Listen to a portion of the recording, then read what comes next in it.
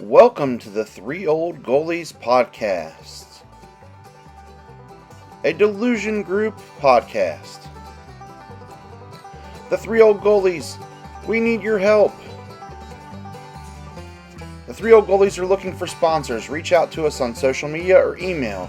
You can find us on Twitter, Instagram, or email admin@delusion.group. If you can't sponsor us, that's okay. Give us a like or a 5-star review on your favorite podcast service of choice. Music for the show is provided by the Floodgate Operators. You can listen on Apple Music or Spotify. Three Old Goalies is not for goalkeepers under the age of 17. Get your earmuffs on the ready. And now we send it over to Boa, Evie, and Bone, the Three Old Goalies. Okay. All right. Well, ladies and gentlemen, welcome to season 3 of Three Old Goalies. Has a sort of a good ring to it. A couple of disclaimers before we start with our special guest, Sarah Lowdon. That is how you say your last name, right, Sarah? Yeah. I knew that. Okay. So, first, we know that goalies is not the proper nomenclature for goalkeeper. You got to deal with it. We're not changing it. Second, these are our opinions, and you can't have them. All right? They're our opinions. They're opinions, people. They're spouted by us, probably with not much thought, but they create dialogue. Third, and most important, this show might not be suitable for under 17 goalkeepers. If your goalkeeper is under 17, you should be in the room listening with them and have the earmuffs at the ready. Okay, basically that's about it.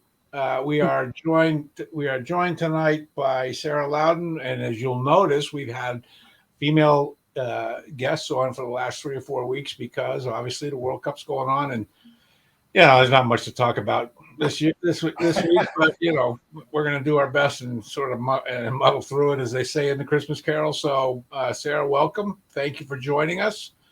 We hope that you're not impeding too much upon your day, and we will try to leave you at the end of the episode without you thinking you wasted another hour of your life.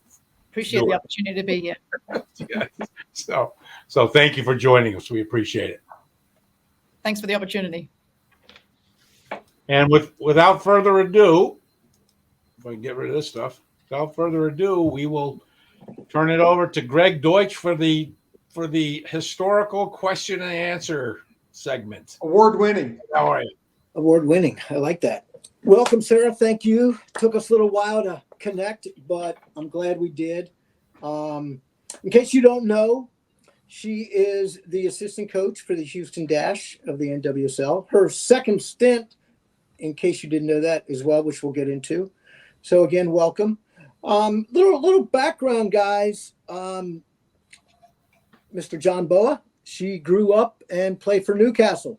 Oh, my. Wow. Geordies. Love the Geordies. And she played at, and I'm wondering what this level is going to be like, Gateshead College. Close. She's in the Hall of Fame. What level is that to us here in the United States? It's a good question. So I left school at 16, so I guess the equivalent would be like a prep school, but it's not really. It's hard. There is no equivalent really, to be honest. But I played from 16 to 18. It's hard to really explain. It's not really higher than Ivy League. It's not higher than Ivy League, I can tell you that. And where is Gateshead exactly? So Newcastle upon Tyne. There's obviously the River Tyne. It's Gateshead on the other side of the water. Okay, got you. Okay. Yeah. So share with us, because this journey is pretty interesting, fellas. I mean, England, Mississippi State, Mississippi, Louisiana, Texas, Florida, Pennsylvania, back to Texas. I mean, incredible journey. Can't wait to hear more about this. So how do you get from England to Mississippi State? Yeah, that's a really good question.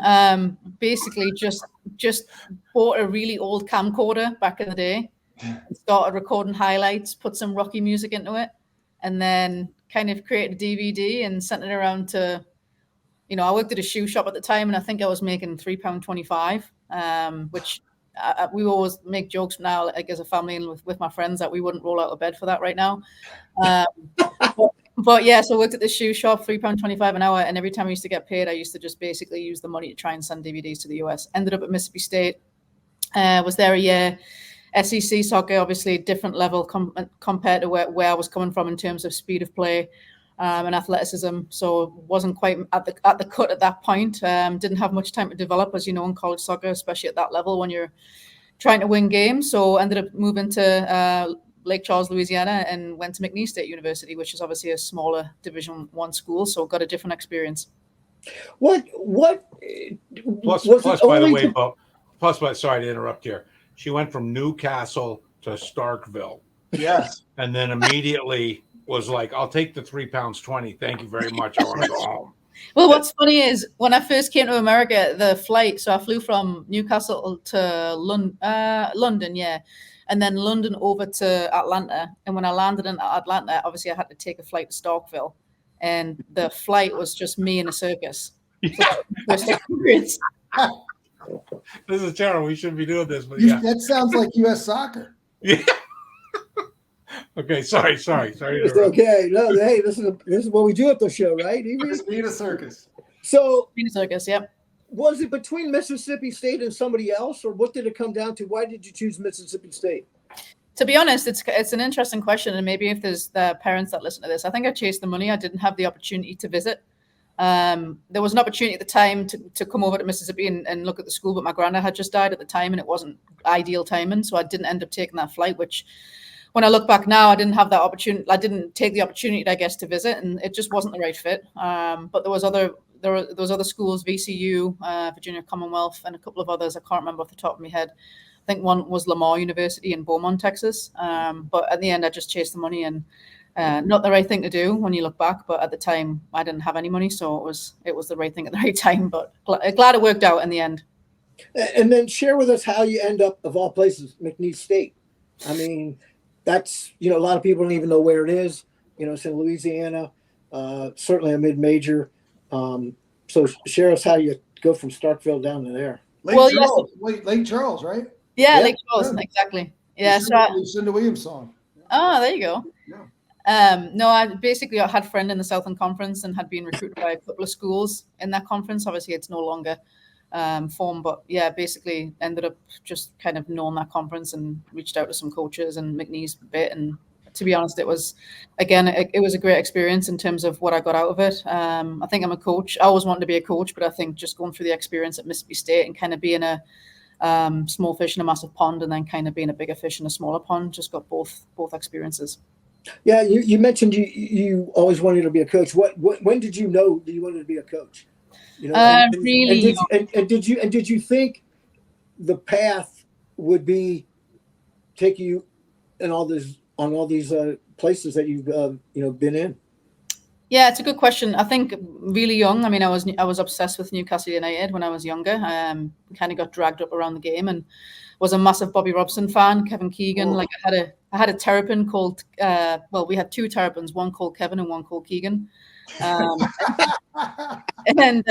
yeah, I was just Newcastle mad. I used to go to the training ground and try and get like Alan Shearer, Darren Peacock, Les Ferdinand, all those players when I was really, really young. Used to try and go to the training ground and get their autographs. Anyway, so yeah, I used to play Football Manager, which I don't know if you guys have heard of it. I mean, Football Manager is like a game for the PC. Yeah. It's not FIFA. You're basically a manager, and you manage obviously a team. And I used to always basically manage Newcastle, and then I used to co-manage Man United, and I used to try and find David Beckham back to back so he would come to Newcastle, but he would never come. But yeah, just basically obsessed with that PC game. I used to spend 10 hours a day on it, and to be honest, if I got back into it now, I probably would lose my job. So yeah, that was really it. And I just knew from a young age I was obsessed with the man management side of things, and that's why I ended up with Florida, which I'm sure we'll talk about at some point. Yeah, we will. But we're not to that pathway yet, because you go to another, what I would say a small school to earn the trade. You start at Wayland Baptist University. Yeah. All places. Again, why? Yeah, I spent a week there one night. No, basically, I was there for. I like her. We got to get her back on. You're already back, Sarah. You're back already. No, it's kind of an interesting story, but because I'm international, I was international. I'm an American citizen now.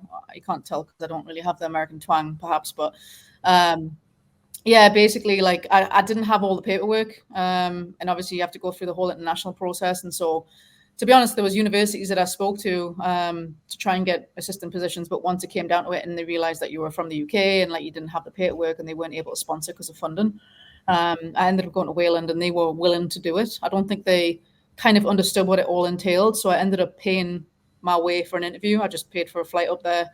I think I went from Lake Charles to Dallas to Lubbock, and then drove like 50 minutes to Plainview, Texas. And it's clearly named Plainview for a reason, because there is nothing there. No hills. Yeah, and so I was there for 9 months. It was my first coaching gig. Had no idea what I was doing. I was pretty much the same age as the players, especially the seniors. Well, you fit in with most coaches in college then. Well, yeah, exactly. Yeah. But just got my master's degree, was fresh into coaching, and it was great. I mean, it was a good stepping stone, but I knew it wasn't going to be a long stay, perhaps, if you like. And so I knew I had to kind of learn what I could and then move on. So yeah. Yeah, and some, you move on to the Houston Dash. Sam, again, another school out of the blue. Matter of fact, if you're playing at home, if you know these mascots, let us know. Sam Houston State. Okay. Again, how does this Houston Dash and Sam Houston State journey go? Because you were doing them literally at the same time. They were overlapping. Obviously you were doing a lot of studying as well, but like the shell game here. Yeah, this would have been at this point probably like 24, 25. And at Wayland, I knew kind of after being there for a year. So I was a kinesiology instructor as well as teaching. As well as coaching. I always wanted to I always had the itch to get in academia. I also think it makes you a better coach because you're having to teach. And so once I had finished the year there, I messaged Randy Waldrum. Obviously, we all know Randy because he's just been competing in the World Cup. And just asked if there was any opportunities. And at the time, the league, I think it would have been 2014, the back end of 2014, the Dash had just started. And so, Randy had no help. I think that was just the head coach that was the paid position. And so I think any help that he could have got, he would have snapped anybody's hand off. So he said yes. So I basically drove down to Houston. It was 11 hours across Texas, down, I guess. And so drove down to help with tryouts, drove down to help with the game. And then I was like, I got to do this. I'm going from the level of Wayland, and no offense to that, like it was great. And obviously I had no business being in the pro game, to be honest, at all, but just the opportunity. I had no college debt. I was really lucky, and I had friends in Houston, teammates. So it was like, let's do it. So volunteered there. And then the goalkeeping coach was the head coach at Sam Houston. So that's how that worked. He was also my D license instructor. So he knew us, which helps. You know how that works. It's all about who knows you or who you know. So got on there for 2 years, and I was with the Dash the first year through that. I used to drive back and forth on I-45. It was like probably like an hour and 20 minutes every day there, and then an hour 20 minutes back for training. But after the second year, it just got too hard because the head coach was still going down there, and obviously we both couldn't do that. So towards the 2017 year, it was very sparse that I was down there, but I was still going to games and helping out as much as I could. So, you mentioned Florida, University of Florida, a little bit before. So now the hookup here, and before you tell us how you got to Florida, I want to know, were you getting educated on the Power 5 schools as far as SEC, ACC, Pac-12? What regions were strong, what weren't? Did you have any feel of this before you got to Florida? Well, I obviously knew the landscape of college soccer then, or the collegiate system, if you like. Like I knew the Power 5 realms. I knew SEC, I knew ACC. I probably didn't, when I look back, I probably didn't know the depths of kind of maybe the playing styles of the types of schools. But I did know University of Florida just because of Abby Wambach and obviously Becky Burley, who, I sent, that DVD that I paid £3.20, I worked for an hour for £3.25 and probably didn't make enough to send it to Florida, but I did send a video to Florida and didn't get a response, and sent numerous emails to Becky and didn't get a response, coaching wise and playing wise. And so I just kept banging down the door, and eventually she answered, and she had no choice really.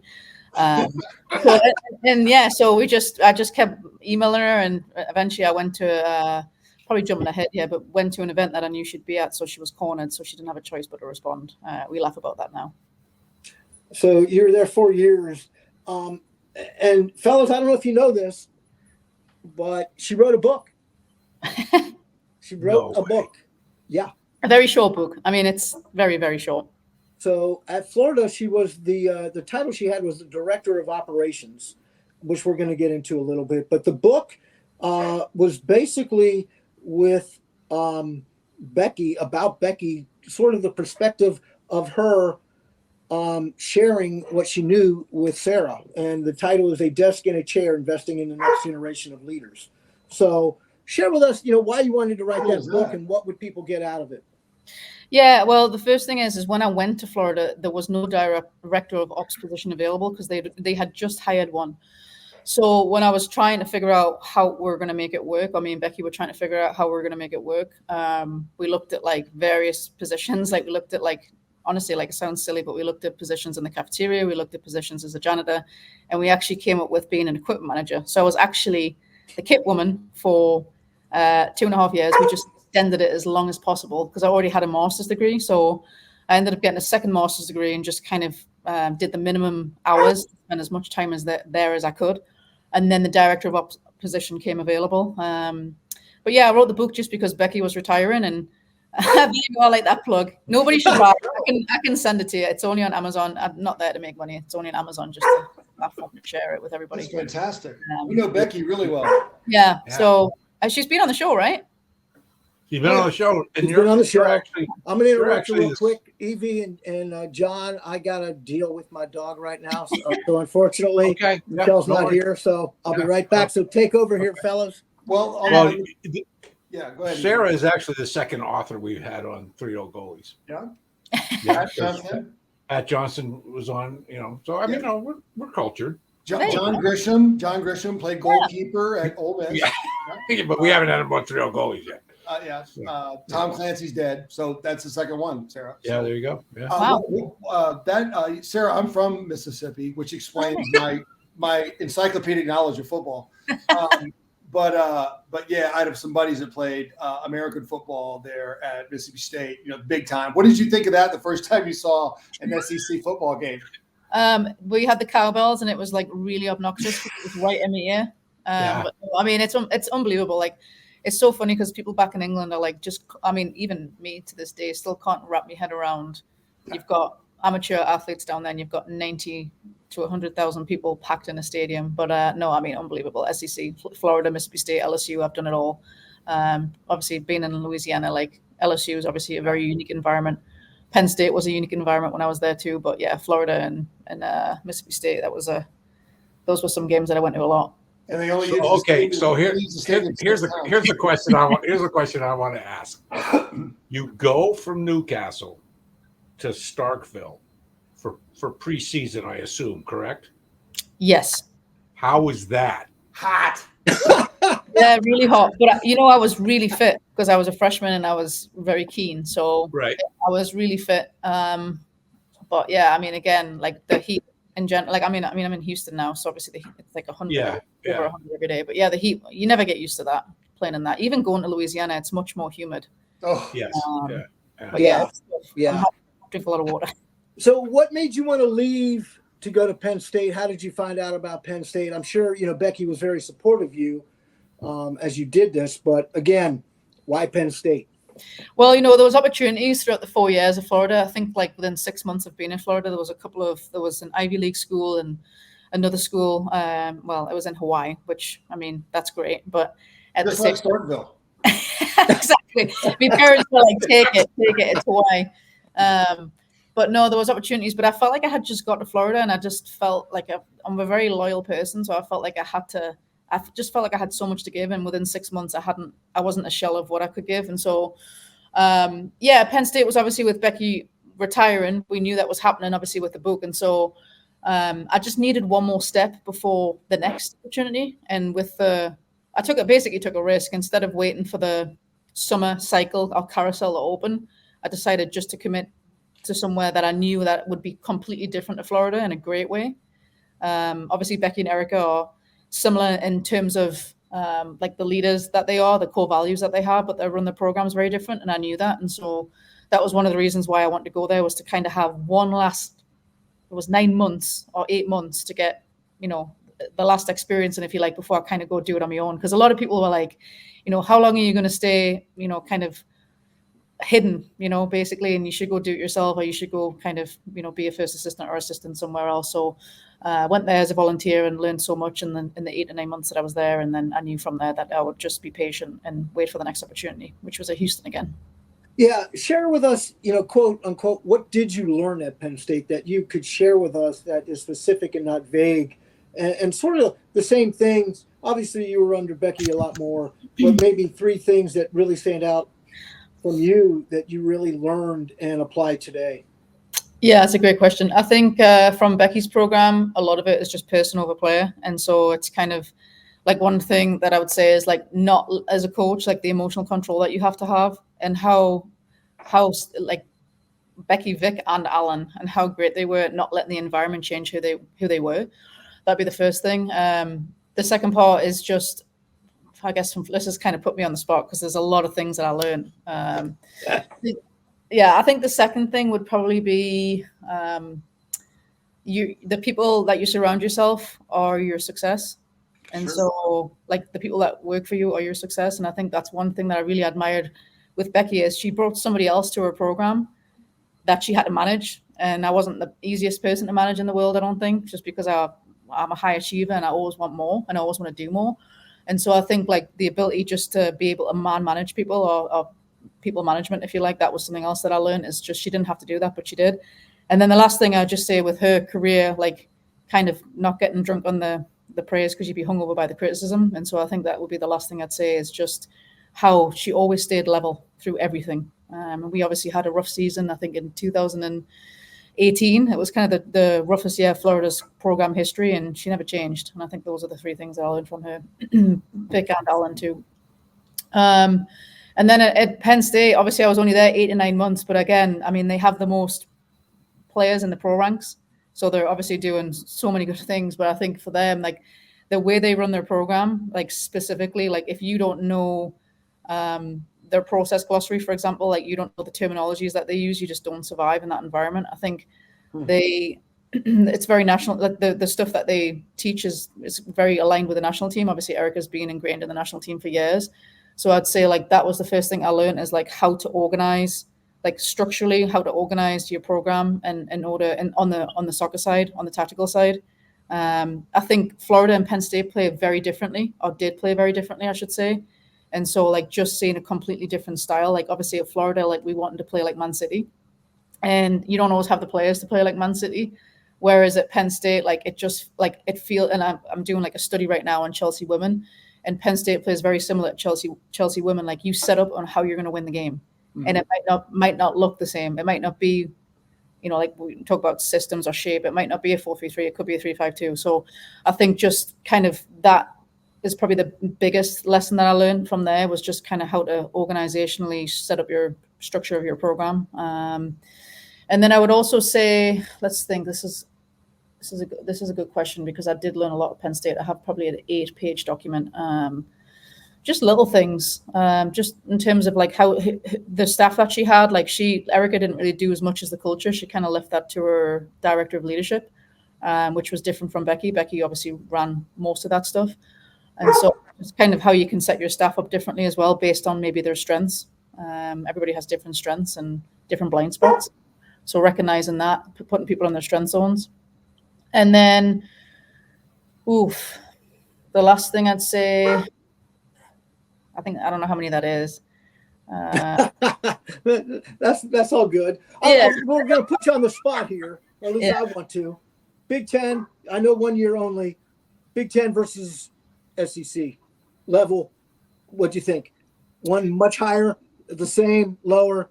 Again, and you got to, people forget, with the Houston Dash, you were in charge of their draft. So you got to really know the players, and see them over and over. So again, putting you on the spot, better competition in the Big Ten or the SEC? I think it's, to be honest with you, I think the parity in both conferences, anyone could beat anyone. It's kind of like the NWSL, like anyone can beat anyone on any given day. I think you have kind of the top teams maybe in each conference. Like Penn State is obviously a top performer in the Big Ten, but when I was there, it wasn't the case. The table was kind of flipped the other way. And so I think it's the same in the SEC. I think you have kind of your top contenders. You have your Arkansas. Back in the day, you had your Floridas. But I think the resources are different. I think that's what I would say. Like SEC is much more funded than Big Ten. Oh. Or was when I was there, from what I saw. But again, you talk about SEC and SEC football. We know how the college athletic model works in terms of finance. So you mentioned the opportunity from Penn State to Houston Dash. What was that opportunity you were talking about, and how did you grasp it? Yeah, I knew I was leaving Penn State in December regardless. Like that was, we already just, like, obviously that was the deal with Erica when I first came in. It was interesting because Becky got the Orlando Pride job like a month after I said yes to Penn State. So that was obviously interesting just to kind of see from Becky's side. Obviously we stayed in touch. We still stay in touch, but kind of what the experience was like for her in the league. I never really thought about going into the pros yet. I knew it was a goal. So when I left Penn State in December, I went back to England for Christmas. And again, like I say that I was patient, but I was not patient at all. And all these jobs were coming up, but people were already getting hired. I couldn't get into it quick enough to figure out who was being hired and how to kind of introduce myself. Or I had like a head coaching interview, but I was a volunteer coach, and we know that decision makers make decisions based on titles. So I have all these experiences, but I don't have the titles to back me up. I've worked for obviously three, count Randy, Becky, and Erica. They've all won national championships. And so I think that was the tough part, was just knowing, like, to trust the journey and knowing that it would all work out. So came back to the US in January, went to the convention. And then there was a few things that were popping up. There was a job with another NWSL club, and then there was a job with Houston. I applied for a Pac-12 job. Had no chance of getting it really when I look back, but I got a rejection letter on the Friday night from them.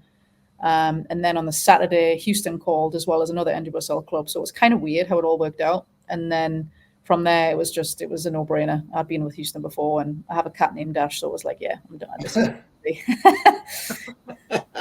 that didn't happen until February. So I was like kind of unemployed for obviously on my own will, but unemployed from December to January. And, it kind of weighs on you after a while, because you're like, you don't want to be answering questions of why you're not in, a position. So absolutely.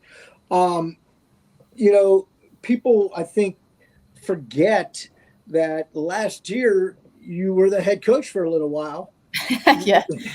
made a nice run. But not only that, you were under 3 different head coaches, not just one, not 2, but 3.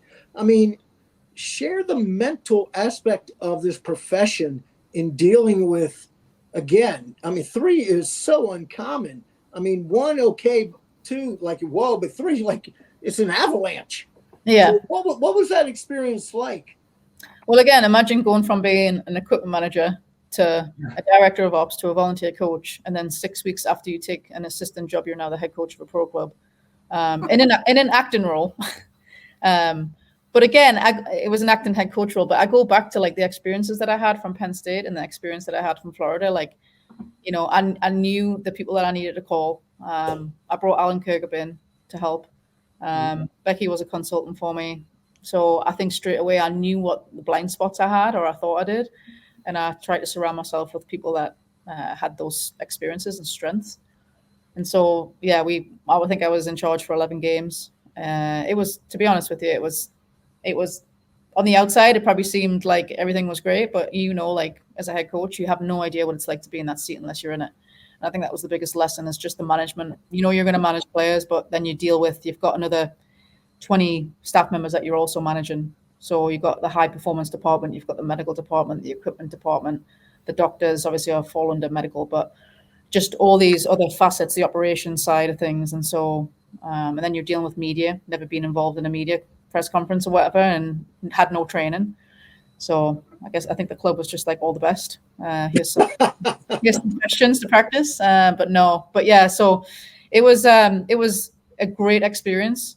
It was definitely, I wish I enjoyed it a lot more than I did, because we did decent. But it didn't feel like that. Winning just felt like a relief. And then it's like, okay, you're on the next one. You want to win the next one. So I wish I enjoyed it a little bit more than I did. But yeah, the players were amazing, because they went through 3 head coaches in one season and could have easily buckled. But I think they kind of embraced the chaos and performed, which to me speaks volumes about their character.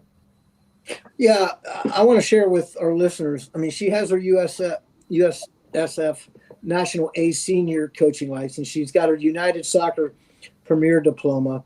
She's got her PADS, in case you forgot what that is, Professional Athlete Development Specialist. You've done your research. I want to know. I want to know the last one. I know the other two. I want to know about what you've used that certification for in this field you're in now. Athlete development, is that what we're talking about? The Professional Athlete Developing Specialist. Yeah, it's a great question. I think something I'm really passionate about, and to be honest, if I wasn't a coach, this is probably what I would be doing, or something that I'm passionate about. But I think the MBA has it. It's basically to help athletes, student athletes and professional athletes for transition. So we know, like, when you finish high school or you finish college or you finish your pro career, that it's kind of over. And a lot of times athletes that's their identity, it's who they are, when it's really not. And so it's basically helping athletes with transitions during sport and then after sport. And I mean, I see it in our club, and we have rookies that are coming in that are making money for the first time. We have players that are on the ends of their careers, or edge of their careers, where they're about to be done. And so it's basically just kind of a system and a process to help with that transition of what's next. You guys have seen it, like with academy teams, especially like in the UK and probably in the US too, where these kids get dropped at 16, 17, and it's their life, and all of a sudden it's just being taken. Yeah, I was just going to add, it sounds very much like the YTS. I went to one of the first YTS tournaments back a long time ago to watch players, and that's what they, you work in, you blow your knee out, you're working in a chip shop when you're 16. Yeah. And you go from old, the cliff at Manchester United to fucking slopping green mushy cheese. So yeah. There you go. It's a good way to put it. Should have just asked John. Yeah. Let's talk about the current status of the Houston Dash. Obviously 12 teams, 6 qualify. You're in 9th right now. I find it interesting that sort of the heck will jive here. You're the best in the league in goals against with only 12, but you're the worst scoring with 10. You're the lowest in the league. Explain, and you're in games, obviously, but it's just they're not scoring. No rhyme reason for this, right? Yeah, I think it's tough. I mean, I think if I had the answers, I probably wouldn't be sitting on your podcast at 9:00. But yeah, goalkeepers. You need to be on the three old strikers show. Maybe you guys can give me some advice. What do you guys suggest? No. I think again, like going through, you go through all sorts as a coach, and again, it's another challenge, another obstacle. I think the worst thing you can do when you're not scoring is to focus on scoring, because it's an outcome and you can't control the outcome. So I think there's various things. You have to stick to the process. I think it's been a different season from last year completely. But I think again, when we see, like, when we basically get back, which is in a couple of days, we get our World Cup players back. It's a little reset that we're on right now, and so it's just about building belief and building momentum in this league. And if you win 2 games in a row, which is very hard to do in our league, you can go from 9th to 4th. There you go. So yeah. I think that's the thing that for context, and that's what you have to remember, is like you can lose 3 in a row and be bottom of the league. But it's all about building belief and sticking to the process. Good segue about the World Cup. I mean, you had 7 players play in the World Cup: Jamaica, Nigeria, Canada, Argentina, Brazil. A little fun fact here, fellas: 61 players from the NWSL played in the World Cup, which represented 16 nations. Wow, so, that's good. Wow. Good. I didn't know that. That's good. I didn't either. Yeah, pretty interesting. Yeah. So let's talk a little bit about the World Cup, since we have Sarah from England. Share your thoughts on the USA, because obviously everyone wants to hear that. And then what is your thoughts here for the final 8? Great question. I mean, I think in regards to the US, I'm not there every day, so it's very difficult to say, like, especially with the coaching hat on. Like, I'm sure we look on the outside and we criticize, because that's what we do as fans. Not there every day, clearly, but I think what's interesting is the US has a bright future ahead of them. You look at, you've got Mallory Swanson, you've got Sophia Smith, you've got obviously Lindsay Horan is a little bit older, but will still be within the next cycle. And so I think, it's not all doom and gloom. But yeah, I mean, again, I think the future is bright for the US. Obviously, I think the rest of the world, as people say, have caught up, perhaps. But again, I just think the globalization of women's football in general and the professionalism now has completely changed from 4 years ago. And so the parity in general, it's fine margins. So, I mean, we know like if the ball had gone in and not hit the post against Portugal, the US wouldn't have made it out the group. And so it's just a game of fine margins. But yeah, in terms of the next round, obviously England are still in it, so I'm really excited. But Japan's playing really well, obviously, and you've got obviously the Netherlands as well, who are playing well, in Spain. So, I'd like to hear, and I've been wanting to ask this question, the culture over in England, obviously taking over the U.S., it feels like, and it appears, they are producing better players because of the culture there. I mean, you look at maybe 4 countries: England, Spain, France. You could throw maybe Italy or Germany in there. And the game over there, as you just alluded to, is going past the U.S., it appears. Do you think that's going to continue? And how is the U.S., in your opinion, going to try to catch that? Well, I think the talent pool in the US is unbelievable. If you look at the youth system of the talent pool that's coming out. So I don't necessarily think that the US is going to get bypassed by any stretch. I think, obviously, like we said, there's other countries that have invested. I mean, look at Morocco, how far they got. And we know that in the Men's World Cup, like how far Morocco got in Qatar. And so we're seeing, and again, there's 3 African teams that made it to their the round of 16, which is amazing for the game. But yeah, in general, I just think, again, the parity of the women's game, like everybody is getting the same sort of resources, whatever it is. Like the league in England's got better. Obviously, it's a top heavy league in the UK. Yeah, it's a top heavy league in other countries like France as well. But yeah, in general, I think obviously the end of Basel, any team can beat any team on any given day, which is what makes it an exciting league. Well, the Women's Champions League in Europe is, like you say, top heavy. You take those top 3 or 4 teams from each country, it's pretty freaking good. Yeah, no, for sure. Yeah. Talk a little bit about, and people don't know this, I don't think. You have a player on the team from Nigeria, Michelle Alozia. A couple years ago, she was a trialist for you guys, and she also, I believe, currently part-time, she's a cancer researcher at Children's Hospital. So tell us a little bit about this special player. Yeah, Misha's amazing. I think what's really exciting, I actually remember Misha, we tried to recruit her at Florida and she ended up picking Tennessee. So I do give her a hard time about that.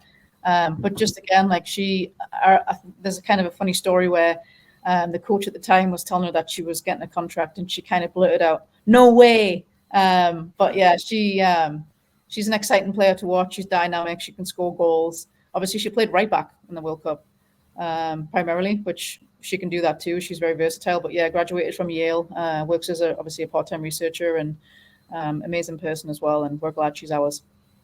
Yes. Now, you'd mentioned your dual citizenship. How do you think that's playing in the women's game? We hear about it a lot in the men's game, but it's sort of like underground with the women's game right now. Do you think it's just percolating, because maybe the game is still so young in some countries where those players haven't been developed to come out and play for maybe a country that they normally wouldn't? Yeah, it's a great question. To be honest with you, I'm not really sure. I mean, I think, again, we have a player on our team, Havana Salon, who played for Florida that represents Jamaica. We have Michelle that obviously was born in California that represents Nigeria. I think it's very interesting. I mean, we see it on the men's side too, like with I don't know, the Balogun.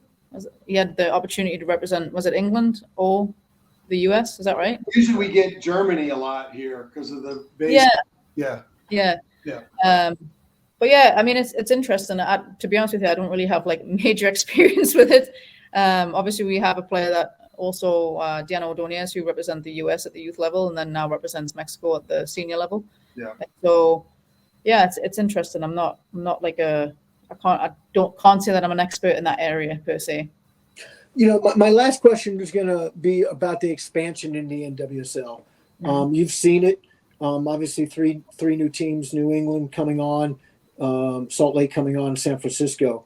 Do you feel it's the right time for these teams to come on? And where do you see the league eventually? What number do you see the league eventually landing at? Well, what's interesting is the USL is going to kick off as well in Exactly 25, and so I think what's going to be really interesting is because obviously they went for D1 status. So what's going to be interesting to see is how that aligns with our league. And so there's some differences, right? So they don't have a salary cap, but we do, which then makes it a little bit more challenging maybe for our league. But I think again, in terms of the expansion teams, there's going to be more opportunities to play, especially with the USL. There's going to be more opportunities to coach from the USL to the NWSL. I think we're going to end up getting another 50 to 70 players in the league, which changes things dramatically for the college system as well. I think there is clearly now a path to go pro for younger players, and that was never the case. Obviously, Lindsay Horan went to Europe, and then we had Mallory Pugh, now Swanson, that stayed domestically. But yeah, I think that then now there's a clear path to go pro, so it's going to be really interesting. It's obviously the small minority that can potentially go pro earlier, but it's going to be really interesting to see how that all plays out. I just hope that the US doesn't kind of fall into the trap of kind of the disposable player mentality of, the next great players coming through, and if it doesn't work out, we'll just go to the next one. I think that's one thing that teams like Morocco, perhaps, a smaller nation, has to invest in their players because they don't have a massive pool of players.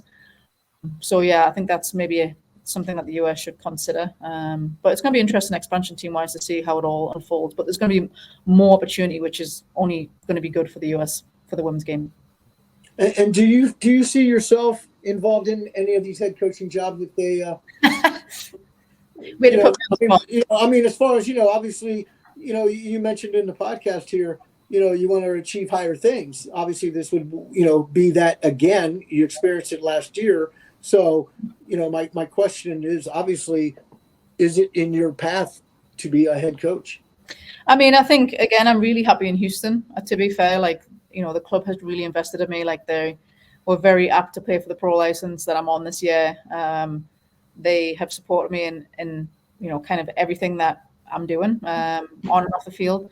So I'm happy where I am right now. I do eventually, it's kind of interesting. If you'd asked me this 5 years ago, I would have laid out this great plan and said, this is what's going to happen. But I've learned in this profession, you literally have no idea. And I think last year was the testament to that. And so I'm happy where my feet are. I've got a lot of work to do here, clearly, with the club that I'm at right now. But I think I never kind of knew what head coaching was like until I got thrusted into it. And in a way, it was great because I got my feet wet and kind of learned hands-on quickly. But at the same time, it is very hard to sit in that seat. And until you are ready, or until I'm ready, I don't think I would take an opportunity just because it's an opportunity to get a higher title or whatever it is. So yeah, I think I have a lot of structure and processes and beliefs to get in place before. Well, I wouldn't say beliefs, but structure and processes to get in place before that would ever happen, probably. But I appreciate the fact that it's I've gone from an equipment manager to potentially being a professional head coach in the span of however long. But yeah, I've got a long career, hopefully. Yeah, well, you'll hear it first because I think John Bowe might say it. I know the connection with Randy Waldrum. I know rumors out there that Randy might be the head coach of the national team at some point. And again, you look at your path, who knows, maybe you end up on a staff. So we'll turn it back to you, EV. Yeah, I this was a great interview. And the thing, again, for those of you who may be thinking about getting into coaching, I thought one thing that Sarah said that really hit home for me, and you hear it from every head coach at every professional sport, that it's a very difficult seat to sit in, and that when you win, it's more of a relief than a celebration, because as you said, it's you win and you maybe go out to dinner that night, and then you get ready for the next game starting the next morning, and you listen carefully to any head coach, and that's what they say of any sport, and so those of you who have aspirations to become a head coach, it's a great thing. It's it's a career that very few people have or have the ability to get to. But it is work. I mean, it is work, and it gives you gray hairs, and it's hard to, like I said, the thing that rang true with what Sarah said was, you win games and it's a relief, and you lose games and you don't even have that. You don't even have that luxury. You're just getting ready for the next match, and you're going to get fired. And you're going to get fired.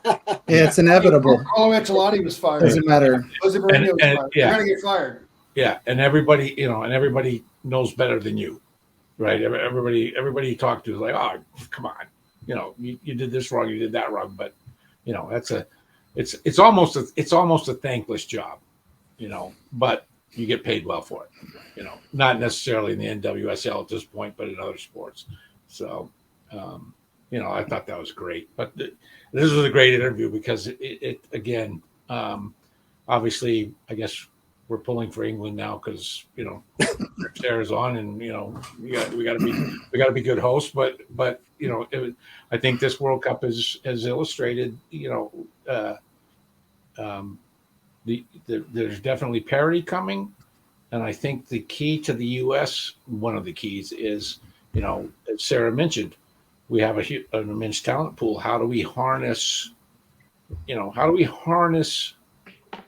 more effectively the numbers of good players that are playing in women's collegiate soccer in the United States, and as you said, they now have a pathway to the pros. How do we use that to improve our national team? The other thing about the national team, and I'll stop after this and turn it over to everybody else.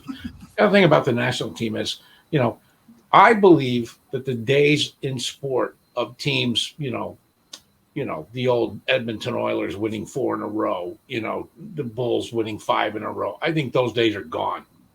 Okay. Because there's just too much. There's, again, what Sarah alluded to, there's just too much parity, and for us to sit around and think, wow, we should have won the 3rd World Cup.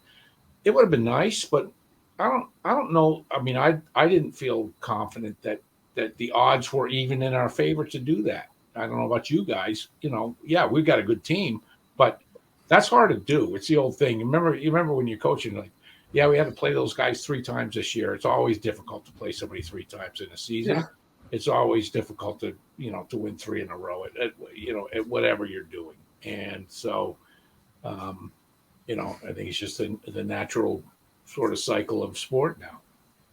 John Boa, you got a question for her? First of all, Sarah, I am extraordinarily impressed with your emotional intelligence and humbleness, and some of the things you said really resonated. Evie and I had a conference call this morning with a friend of ours, and it kept coming up. You mentioned the players a few times, and you're very humble, and you have 2 master's degrees, which I find pretty amazing. And you're a member of the Toon Army, so I mean that is pretty amazing. And what a wonderful old big stadium, huh? St. James. Yeah, amazing. Oh, it's amazing. A couple things, Sarah. There's a book about the German coaching system called Beyond the Cones. It's pretty good about how they kind of embrace the whole millennial psychosis with these young players, and they've that's why you see Klopp like put his hands around, hug the players all the time, and that kind of thing. It's pretty interesting, and I find it also interesting that because of where you were born, I don't know if people realize all the global football icons that are from Durham and Newcastle. I mean, you got Brian Clough, Bobby Robson, Bob Paisley, I think is from up there. From Liverpool. I'm sure there's more, but that's just incredible. Is Gareth Southgate a Northern guy? I think Middlesbrough, perhaps. Borough, okay, okay. So that's it's in your genes, as it were. I do have one question about football, though. I don't know what you can maybe be saying, like you were saying, Penn State was playing like the U.S. national team or playing like Chelsea. I can't remember what you said, but what were the U.S. women trying to do? And I can tell you what it looked like to me. And how do you think they failed? For me, it looked like they were trying to outrun people and take this little step over thing and blow by people. It looked very focused on athleticism, but can you just give us a little color or what you think they were trying to do and then how they failed to progress and score no goals in the last 200 minutes of the tournament? Yeah, it looked like to me at times they overpressed. So there'd be times where they kind of ran, when they were pressing, they kind of ran past, if that makes sense, and they just kind of got knocked around. So, like, for example, if the wide forward is closing down the fullback, they're running straight at them. Fullback just takes one touch inside and breaks the press. And I think when you're pressing, as we know, like you have to all go together at the same speed, and you have to go believe that you're actually going to win the ball. I mean, I think against Sweden, they were the better team. I mean, it was on early in the morning for me. Yeah. I don't know about you guys. Obviously, it was probably early for you guys on the East Coast too. But yeah, I mean, it's a great question. I don't have all the answers. I wish I did. I think it's tough to take off when you take off Alex Morgan as well. Obviously, she didn't have a great tournament. She missed her penalty in the earlier game, but I think it was just tough. Obviously, relying on experience more than anything. I just saw both attacking and defending. A lot of times we were strung out 18-18. Yeah. And I don't know much about this game, but shape is important, whether you're attacking or defending. And I saw ladies spread out 60, 70 yards at times. And it's tough to win games against anyone with no shape.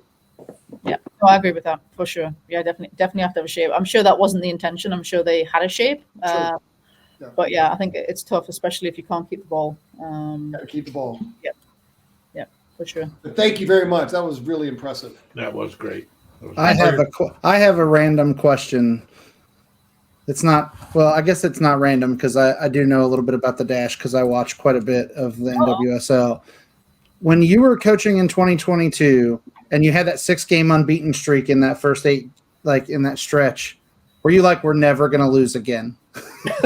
Did you have one of those moments where you're just like, hey, this is going really, really well. Like we're doing things right. Like, how did you feel as a coach in that stretch of games where you're like, hey, I might like, was it one of those moments? And I know you're super humble, but did you have one of those moments like, hey, I know what I'm doing here?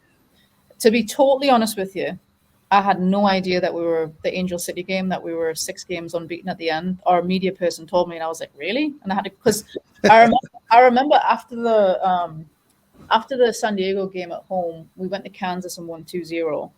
And we were like, in that game, it was kind of a smash and grab, I felt like, especially in the beginning, because they should have scored and we just kind of held on. Then we went to Louisville and we tied 1-1 and we took the lead. We should have won that game. There's no doubt about it. Obviously, when you tie, there's times where you're happy because you're like, thank God we got a point. And there's times where you're kind of like, you know, like we should have won that game. And that was a game we should have won. And after that game, no one was happy. And that's when I started to realize, like, I'm going to have to try, as the leader of the ship, you're going to have to try and motivate people because you can't walk around wearing your feelings as the leader. You have to make sure, you kind of like Ted Lasso. You just never let anything affect them outside. And then we go to Portland and we win 2-0, right, which is really hard to do. And then we returned home. Can't remember exactly. I think we returned home and tied North Carolina 1-1. And then we beat Orlando 5-0. And I remember in the Orlando game, it was 4-0.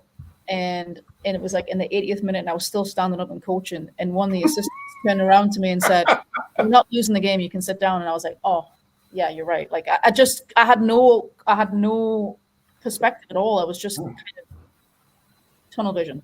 So yeah, to answer your question, I had no idea at the Angel City game that we were 6 games unbeaten. But yeah, every game was just, that game was the only focus, and that's all I could focus on. And I lost a lot of weight, to be honest. Didn't eat properly, didn't sleep properly, as you know. But yeah, no, it was a good experience. Can't wait to do it again. Besides that, Mrs. Lincoln, how was the play? Yeah, exactly. Funny. Hope that answered your question, Ryan. Yeah. It's just one of those moments where, like, as the season went on, I thought, you know, as a coach, you look for those moments and you're trying to just, I know the focus game per game, but I think for me as a youth coach, I'm never looking at that. But I wondered on the pro side, if you're like, oh, okay, we got a good streak going here. Yeah, no. I just think in all league, like at any point, it can turn on its head pretty quickly, and maybe that's just maybe that's just been like watching the league. But yeah, in professional sports, I feel like you can win 3 games and all of a sudden you could lose 6 and you don't have a job anymore. So yeah, 1 game at a time. How do you feel as I know I have a lot of friends from up north, and some of them identify more with Scotland than England, but that's for another show. But how do you feel as an Englishwoman about one of your best players pulling a Beckham in the round of 16? Yeah, it was interesting because as soon as that happened, I knew it was a red card because obviously Well, it should have been. You saw it. And John, do you realize who it was, like who the player was stepping on? No. No, not at all. No. There you go, Ryan. way. Yes. Wow. Yeah. Yes. Wow. That's who it was. Wow. Yeah. So she's watching her team step on one of her players. So yeah, one of those moments. Because when it happened, I was like, oh. Wow. But yeah. It's like the red mist, like you just can't control it. It just happens. But it reminded me of like Beckham and Rooney. Absolutely. That's what it reminded me of straight away. I knew it was a red straight away. I was like, this is going to get overturned. And when it goes to VAR, it's going to be overturned. Yeah. Ryan, I don't know if you know, during that streak, the first time they went on the road, she took the whole team, which is so rare. And she did that for bonding purposes. I don't think That's really cool. Yeah, I think that's really what cool. made you I think think of that? Was it all these masters you have? You're gonna do something different. I mean, what made you think of that? I'm just curious. Well, I just think everybody needed a fresh slate. I think it was a tough Challenge Cup that we had, and I think, like the San Diego game. Obviously, it was when everything went down. It was like 2 days before we were playing San Diego, and so we obviously, as anybody would, you stick to the plan because that's what you've got planned, and everybody's kind of aware of what we're doing. So I think that once we got that game out the way and we got on the road, it was a chance to kind of bring everybody and get a little reset and get some people on the road that maybe haven't traveled before, especially rookies, because that's always difficult if you've never traveled. And so yeah, I think again it was our operations person was not thrilled because obviously they had to book another 10 to 15 flights, but it was worth it. Wow, EV, teaching people how to be professionals. Exactly. What a novel concept. My God. Yeah, I was sitting here listening to Ryan's question, and I'm thinking, what you want to do as a head coach is, you don't know, you may not know, that you won 6 in a row, or you're undefeated in six games, but you want your players on that. They're like, dude, yeah, we're invincible. We're gonna, you want them kind of realizing that and thinking every time they go out, we're not going to lose, and that's one of the hardest things about coaching. It's one of the hardest things about what we were talking about this morning, Bose, on the conference call, is like, how do you get that across to people? Yeah, the Bull Durham, streaks don't happen that often. You got to streak, and whatever you're doing is working. Yeah, I was at that Louisville, the match in Louisville, and it was like Racing had one of those moments, like I feel like every Louisville team does, where it's like there's 10 minutes left, and all of a sudden they decide they're going to just steal a goal, and that's how it felt. Like I just remember, I remember in that match, like very vividly in my mind, like as the team was just very dominant in that game until that last little stretch. Yep. You remember rightly. That's for sure. That was it. Jess McDonald header, I think. In the last stages. All right, EV. Okay, well, we'll go back to you, Sarah. Thank you so much. Sarah, again, thank you so much for joining us. We're gonna do John Boa's twirl around the European leagues here, and you're welcome to stay for that or not as your schedule permits. But thank you so much for spending the time with us tonight, and some great insights and some great soccer knowledge tonight, boys. That's exactly what that was. That was some great soccer knowledge, and as a lifelong goalkeeper coach, it would be fun to play for a head coach who thinks like Sarah Lowdon. I'll tell you that. Here. So. Here. All right. Well, Bose, are you ready? It's very short. And now for a little post-show discussion along with Boa's trip around the globe. Very structured. Because the season hasn't started yet? Well, 111 hours and 32 minutes, but I'm not following that. Okay. All right. Well, let it rip. Let it rip. I was supposed to go to Chicago.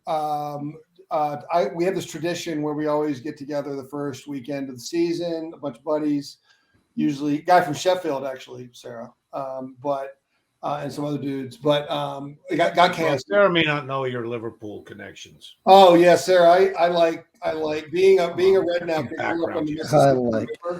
I've got a lot in common with the rednecks. I grew up on the Mersey line and in the East End of London. So yeah, like Elvis Costello, the Mersey, the Thames, and the Tyne. Anyway, I don't have much today because I've actually been focusing on this U.S. women's soccer thing. I can't think anything.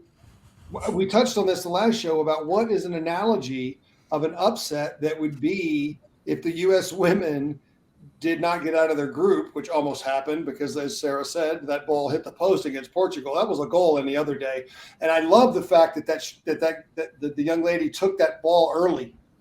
You don't see that enough, especially for young players. They try to dribble around the goalkeeper. And as we all know, the worst thing ever is while you're still moving as a goalkeeper and they hit the ball. Yeah. You got nothing. Yeah. It's like being on ice. And I thought that was brilliant coaching instincts by that young lady, and the U.S. should have lost that game. But I've just been really puzzled. I can't think of another upset other than the hockey team beating the Russians in 1984. I mean, believe in miracles? We did not score a goal in the last 200 minutes of the freaking tournament. I mean, this is the best athlete. We have Title IX funneling millions and millions of dollars into colleges in this country. Julie Foudy, I don't know, Ryan, you sent that today, said she spends $30,000 a year on her daughter playing in the ECNL, which almost made me throw up. My friend. I had to go back and listen to it again to make sure that I didn't hear it wrong. Because at first I was like, did she say 3 or 30? Yeah. And that's Julie Foudy. And there's like 30,000. And Fouds get stuff for free. She was the captain of the national team, right?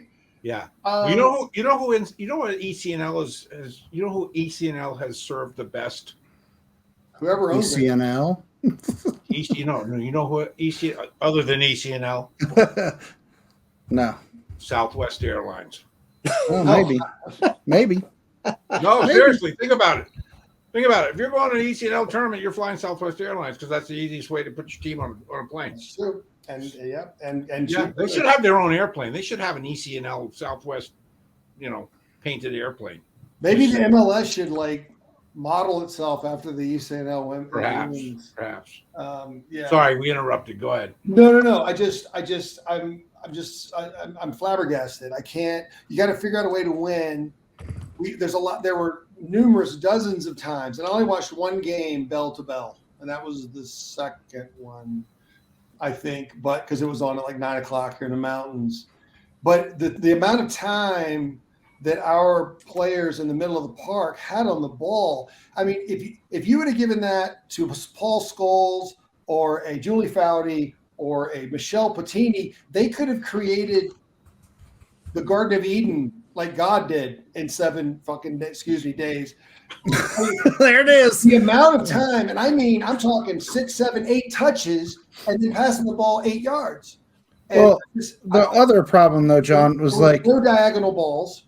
There was nobody who was switching the freaking field, and it was but there were so many times, and we got these great smart players. Even Haran, Colorado young lady, wonderful player. I just didn't see a lot of thinking and a lot of football. There was a lot of running away from the ball, though, too. A lot of running. A lot of asses and elbows, as they say. It was there were moments where the 3 players up top, so at one point, I believe it was Sophia Smith, Alex Morgan, and Trinity Rodman were all up top, and they were all just running away from the ball. Nobody of those 3 was checking to the ball in the midfield and creating any movement that caused any confusion for the defense. And you think with that football intelligence that we have with these, I mean, our women are miles ahead of our men, and we can't change tactically and set a target up and just do a little bit of up, back and through, or one. a 1-3 or something. I mean, just knock it up, lay it off, and switch it just to change things up a little bit to get the other team moving in the wrong direction. It just seemed very naive. It was very direct. Very arrogant, very naive. And I'm not talking about missing penalty kicks. That happens. I mean, freaking Baggio missed a penalty kick. I mean, everybody missed. I'm not care about that. But we should have been out of that group and cruising. And there was something going on. And as a football thing, I don't care about the Fox News bullshit. I'm talking about, ladies, this is the problem. We're going to change the way we're going to play because we're too predictable. And like you just said, Ryan, we're trying to outrun people. And you got this kind of thing, this high school through ball soccer nonsense. And I just, again, my daughter hasn't kicked a ball in 10 years, so I haven't watched women's football that much. But I love it because it's much more technical. And I love it because they always play 3 up front, mostly. But I'm stunned that nobody, people in the New York Times are talking about missed penalties. So anyway, that's my rant on the women. I'm sure I haven't heard what Julie and Mia and those guys have had to say. I can't imagine it could be kind. I think, Sarah, I'd be very interested in getting your opinion on this. How difficult is it as a coach? I know in other sports it's difficult, where you have a young generation and you have an older generation on a team, and you don't have any sort of middle generations. That's not even a word, but you know what I'm saying. And as a coach, when do you decide, you know what, damn the torpedoes, we're going with the puppies because, if nothing else, they're going to get some experience, right? Or you try a blend of youngsters and oldsters, or you just say, you know what, we're trying for our 3rd World Cup, we're going with the old girls. I mean, how do you I don't know, what are your viewpoints on that? Or even if, maybe that's not even a legitimate viewpoint, but what are you it is it's perfect question. I would love to address that too. Go ahead. Yeah, I think it's tough because you're relying on experience, and you've got players who've been there, done it, and are in kind of maybe the back end of their international career. We saw it with Abby when she was on the bench towards the end there. But I think I'm not very familiar with the international calendar of how it all works. I'm not sure how much time they get with them. The younger players, for example, obviously I know they're in our league for the most part. Obviously Haran plays overseas, but I'm not sure what they do in terms of how much time they get together when they're actually in camp, how much, whether that's through leadership, whether that's through training. Like, I know they don't get to work on set pieces a lot because they're not together a lot. So I think it's difficult as a coach, like you're saying. It's kind of difficult if you've just got a couple that are in betweeners and the rest are really young. I could see why a coach would want to lean on experience, especially players that have been there and done it. So yeah, I think it's tough. Like I don't know. It's really as much as it pains me to say this, Manchester United has done this twice in their history. You had Sir Matt Busby built a team and then they had the Munich air disaster, built another team. Then he built the team that won the European Cup with George Best and Charlton and Law. Then Alex Ferguson did the exact same thing. And I hate to admit it, but you're talking about how hard that must be when a guy's 28, 29. Do you sell him to Real Madrid? Do you keep him? Do you keep it right back where it's going to get a little up there, maybe a little gray and a little lacking pace? What do you do to build that to? Because it's chess, isn't it, guys and ladies? So you can't just, everybody's like, well, just go get a slugger after the All-Star break and put him on first base. That's apples and oranges. And it's about rhythm and timing and personalities and all this other stuff. And it's amazing what Alex Ferguson did when he built 3 separate teams and won everything. Should have won 4 European Cups, frankly. Well, I remember one of the hardest things to do. Yeah, and I remember we had Hank on one of the episodes, and he was talking about the World Cup, and he said, and he was talking about the men's World Cup at the time. He said it's a young man's tournament. Yeah, right. If you look at the teams that are successful, most of them are young, faster, fitter guys than older guys in a tournament like that. And I'm just wondering if perhaps this was the tournament where that discrepancy between old and young players caught up with us and bit us. Yeah, and I've said this often. I think we all have, frankly. It's like with our men, especially. If we're going to play direct and we have these great athletes, then let's just go do it. I mean, who cares what we look like? Let's get results. Let's play like Norway did in 2000. Let's put the other team under pressure, and let's knock it around ticky-tacky, Mexican First Division nonsense. We don't have the mentality for it. We don't have the players for it. We got guys playing here and playing at Kaiserslautern. It's bizarre, but I think we should be direct. It's simple, up, back, and through. Yeah, you just can't expect the ladies to press for 90 plus minutes.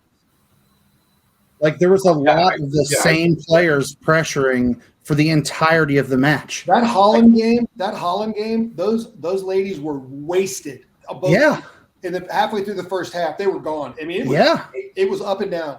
Both teams were tired. You can see after about 25 minutes, boom.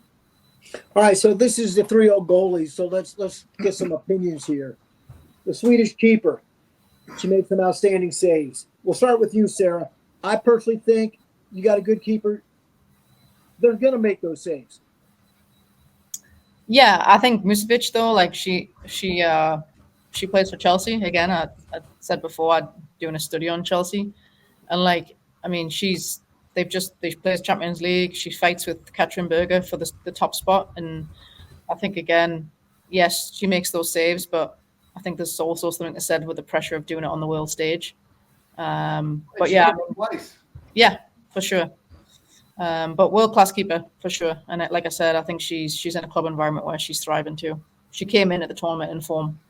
Yeah, Evie, your thought? Well, and she, we see it in any sport with a goal. You see the goalkeeper occasionally have just a game where you're not gonna score on them. You just know it. You're just not, it ain't gonna happen. And I think she had one of those games, and it'll be interesting to see how she plays in her next game. Can she stay at that level, or will it drop just a little bit and maybe somebody pokes holes in her? But she just had one of those games that we could still be playing and we wouldn't score. Yeah. And it's just that happens, and you hope it happens with your goalkeeper instead of the other goalkeeper. Yeah. Ryan? Probably the best game of the tournament from a goalkeeper so far. Just the pure number of saves and quality of saves. There were a few that I was for sure were going in that she was able to get a hand on. But hats off to the U.S. women's national team keeper as well, Alyssa Nair, for putting in one of the PKs, right? So she took one of the PKs and finished it. So, when you look at that match and you look at the game really ending on the PKs by a millimeter, right? When Greg, we've talked about this, like if VAR doesn't exist, that game was continuing after that shot, right? So yes, the technology gets it right. But to end your World Cup run on a millimeter is tough. Yeah. John Boa? Well, I think there were several outstanding performances by goalkeeper. The Japanese goalkeeper had a couple of, instinctive indoor soccer, if you will, saves because, let's be honest, same size goal, right? My daughter played goalkeeper until she was 17 and she's 5'1". And I'm like, honey, you can't play like a 6-foot guy, it's just different. And that was very impressed with her. I don't think the Swedish goalkeeper is going to, I think she's in the zone and it's going to carry them. So I'm looking forward to some of these upcoming games. I'm kind of bummed. I'm glad Germany is out of any competition ever. As I'm sure our Geordie friend is as well. So, and your grandparents. I honestly, you guys, I'll say this for Sarah, I'm no women's football expert, but I have been very impressed by this tournament. Some of the goals, picking your head up, knocking around people, class, composure, good touches. I all the way up and down, but the goalkeeping, especially because that's what I watch the most, has been really, really good. All right. Well, So while we were recording this, because we're going to post it tomorrow. We're going to post this one really, really quick. Nashville and Club America are in PKs right now in the Leagues Cup. League or Leagues Cup, whatever. Right? And Club America literally just celebrated as they won, but there was a VAR of the save made by the keeper from Club America. He was off his line before the kick. So they're about ready to take another kick. So VAR has had two different game-ending situations in the last week. Wow. Nice. Something interesting. Two quick things, and I'm done. Sorry, guys. I was at the Chelsea-Wrexham game in Chapel Hill. Wow, it was really hot, but it was the United States fans' football IQ has gone up in the last 10 years. You guys have all been in those stadiums where some Yoko's these fans know what's going on now. Yeah. Chelsea's still fucking shit. Sorry. This Connor kid, they think this kid's the answer in midfield. They're high. So this is my prediction since the season's starting on Friday. Chelsea 5th, Arsenal 4th, Pool 3rd. Manchester United will finish 2nd, and City's going to win for the 4th time in a row. Yep, there you go. I don't know. It blows my dynasty idea all to hell, but that's okay. Hey, I'm all about ABC television in the 80s. So thank you, guys. And Sarah, you're wonderful. Okay, yeah, Sarah, thank you for coming on. I have one question to finish it up.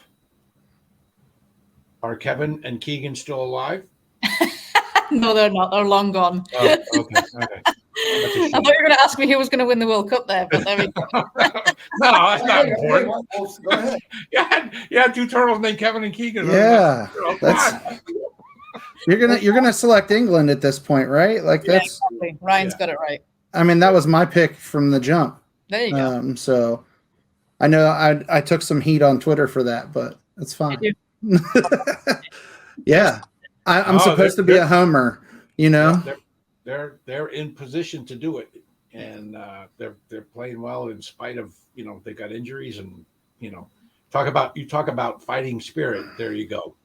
I'm super happy to see Jamaica play well as well because I mentioned that on our first episode. Like Morocco, Lauren Donaldson. Jamaica crowdfunding, unreal. Yeah. Yep. GoFundMe to go to a tournament. Sounds like parents are paying to play. Wait, what? And Sarah, Randy Waldrum is an old good friend of mine. Oh, cool. Great man. That's awesome. You're connected. He is a great guy. Great guy. Yeah. So happy for him.